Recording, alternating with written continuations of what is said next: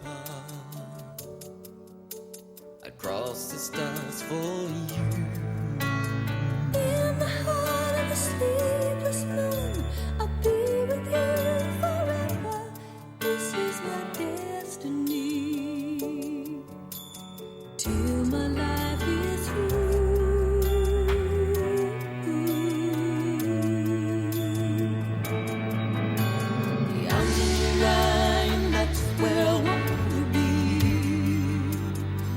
You've been gone, I've been searching for a lover in the sea of tranquility, drowning without you,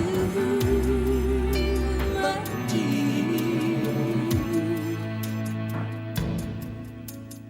When I'm lost or feeling lonely, I just look to heaven, I find my comfort there. God only knows where you are. God only knows where you are tonight. Maybe time will tell me. Till then I'll close my eyes. Say a prayer for you. Say a prayer for you too. Under the line, that's where I wanna be. Since you've been gone, I've been searching for a lover in the sea of tranquility, drowning without you, my dear. Orion's heart is bright enough to shine on both the world. The constellations never fail to light the way for love. Orion's arms are wide enough to hold us both together. Although we're worlds apart, I'd cross the stars for you. I'd cross the stars for you. Under the line, that's where I wanna be. Since you've been gone, I've been searching for a lover in the sea of tranquility, drowning without you. But not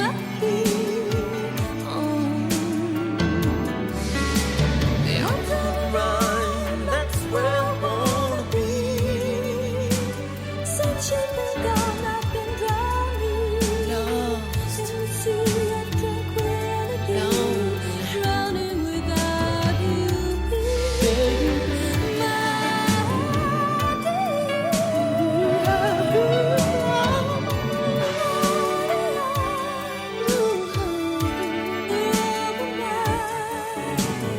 Arms of Orion,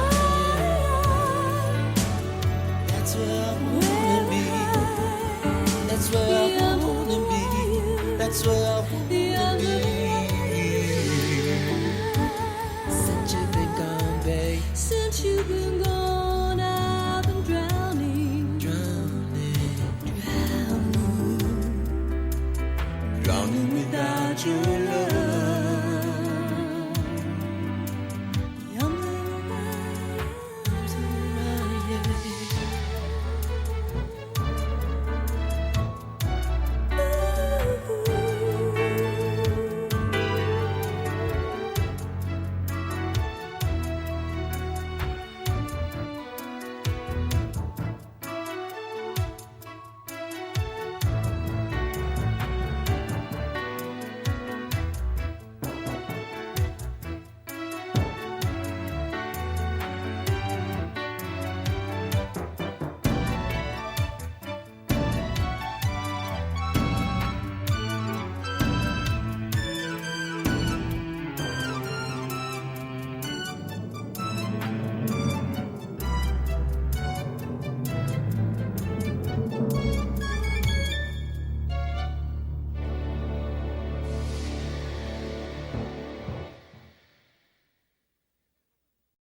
What's up, everybody? It's me, Aaron P, the motherfucker to be, and welcome to another thrilling episode of Stupid Movie Tuesday, where I talk about movies that I've seen and whether you guys should go see them. More times than not, I tell you that you should, just in case you just want to have some good, clean fun. and then I give my own interpretations of them. This week, we got a new release. I went to go see Guardians of the Galaxy the other day. I've seen it a couple times since then, so I can give a thorough review. And we're going to get right down to it. I'm actually also introducing a new template of how I'm going to do these reviews going forward. You guys will see that as the show goes on and progresses. And you guys are going to like it a lot. The show is going to be a little bit more structured than what it has been. And going forward, we're going to have some guests in the future as well.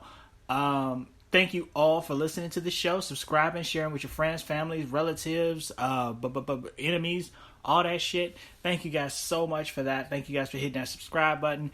One thing I have noticed, I got more listeners than I got subscribers. So for those of y'all who don't want your friends to know that you listening to me, man the fuck up and hit that subscribe button, man. I need them likes. So my shit can get to the top of the fucking podcast and shit on iTunes. So there's that. Yeah, so everything's going great. We had, pretty decent week. I'm chilling. I had to run a lot of fucking errands today. I'm actually, right after I finish recording this podcast, I gotta leave and I gotta do another podcast. I'm gonna be on Dragon Ball Krillin It Super. With my homegirl Danny Fernandez and my homeboy Ify Wadaway. They're doing a podcast, so I'm gonna leave my house to go around the corner, basically, to record another podcast. Then I gotta go to trivia tonight, so I'm stacked after this show. So don't worry, I've timed it right. Nothing's gonna be rushed or anything like that.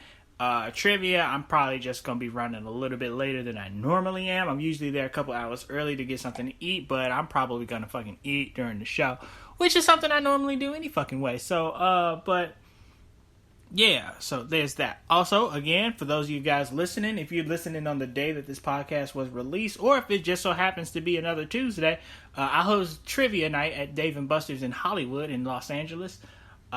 Every Tuesday night at 9 p.m. That's Terrifically Tough Tuesday Trivia every Tuesday night in Hollywood, California at the Dave & Buster's on Hollywood and Highland. So come on down and check me out. Also, I got some stand-up comedy dates coming up. I will announce all of those on the next episode of Aaron Explains the Universe. I got some comedy dates coming up. I'm getting my black ass back on stage, doing what I do somewhat better than most things. I won't say best, but it's up there. It's one of those things that I fucking love doing, and I'm getting my black ass back up on stage where I belong, where I'm most happiest. So, Guardians of the Galaxy, starring Chris Pratt, Zoe Saldana, my man Dave Bautista, Vin Diesel, and Bradley Cooper. Also, Michael Rooker is in this as well. Plus a lot of other great fucking actors. Now, let's start. What did I like? Did I like the movie? Yes, I enjoyed this movie very, very, very much. I enjoyed the first one as well. For those who don't know, I'm a huge comic book geek. As I sit here in my room in my home in North Hollywood, I'm looking around my room right now. There's a lot of comic paraphernalia up. A lot of framed Prince pictures. There's a framed photo of me in cosplay and all that stuff. I got a George Michael I'm looking at right now. I got framed Deadpool and Nightcrawler posters and shit. I got a Black Panther, some Dragon Ball Z goodness going down. All my cosplay stuff is just strewn about my foot. If y'all saw my room right now, y'all be like, damn, there appears to be been a struggle. But yeah, I love comic books. Guardians of the Galaxy was not one of the comics that I was normally into as a kid. However, growing up, Marvel had a line of trading cards, and if you were about shit about your geekhood, you had trading cards and stuff. And I learned about the Guardians of the Galaxy from reading the back of multiple trading cards. Now, the lineup has changed a lot, and I'll get to something that pertains to that later on in the review. But I knew all about the Guardians of the Galaxy. They featured into a lot of stories and stuff. They're getting a lot of main play now in the Marvel universe because the movies and shit. Like the last 4 or 5 years, they've been getting a big push and stuff in the comics, which has been good. They just started a new series last week, which started out great. They had a really strong first issue, which is like very rare for Marvel lately. But yeah, it was a really strong first issue, and I implore everybody to go check that shit out. Yeah, I was checking out like stuff they had for Free Comic Book Day too, so that was pretty awesome. So, but yeah, I liked the movie. It was very well acted, well paced. There was actually something that not a lot of people have seen in Marvel movies in a long time. That's called character development. There was a lot of the characters in this movie grew. You know, everybody, literally and figuratively. A lot of people in this movie just straight up, okay, I'm like, all right, I'm invested now. You know, you got to see some more depth in damn near the entire cast, which I enjoyed a lot. All the new characters in this movie definitely shined. And I love how they focus more so on most of the new characters than they did on the old ones. So yeah, that's always a good thing, especially in storytelling. I'm big on storytelling because I write stories, and it was great to see that much time was spent in character development. So I had a really good time enjoying that as well. The comedy in the movie was great. Dave Bautista as an actor has like improved so much. Like if you go back to like his first acting roles to now, he's great. And he's only been in a handful of movies, but he's nailed this part, you know.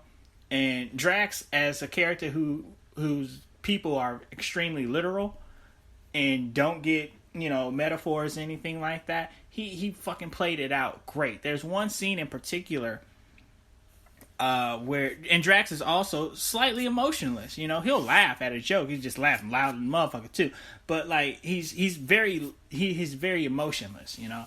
So he was talking to Mantis in one scene. Oh, these reviews have tons of spoilers too. So if you didn't see this movie yet, fuck you.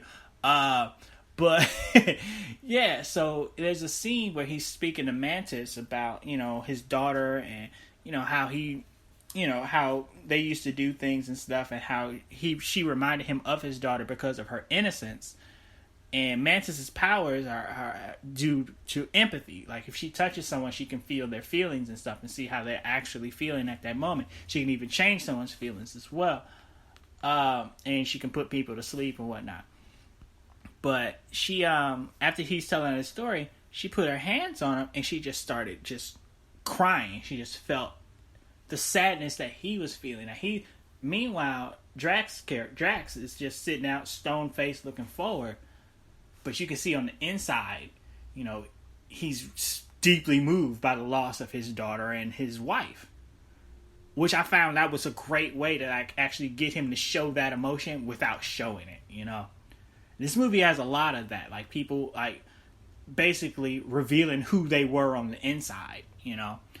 You have a scene with Nebula, who's Gamora's sister, and wanted a very deep line. She was like, "You just wanted to win. I just wanted a sister."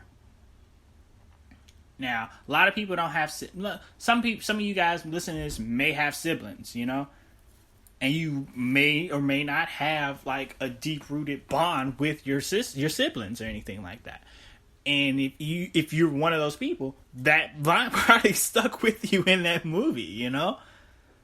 Like, I have 2 sisters, you know, and I would love to have a great relationship with them where it's just like, oh, yeah, big little brothers, my big little sisters and shit, you know, be great, you know, but, you know, it just ain't like that, you know, which, you know, it's neither here nor there. We love each other. The love is there. It's just, you know, just don't like each other. But yeah, and, like, they paired, everybody, like, got paired off at some point in the movie, you know.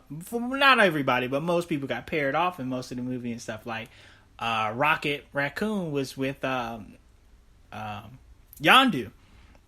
Yondu was fucking amazing in this movie. Yondu was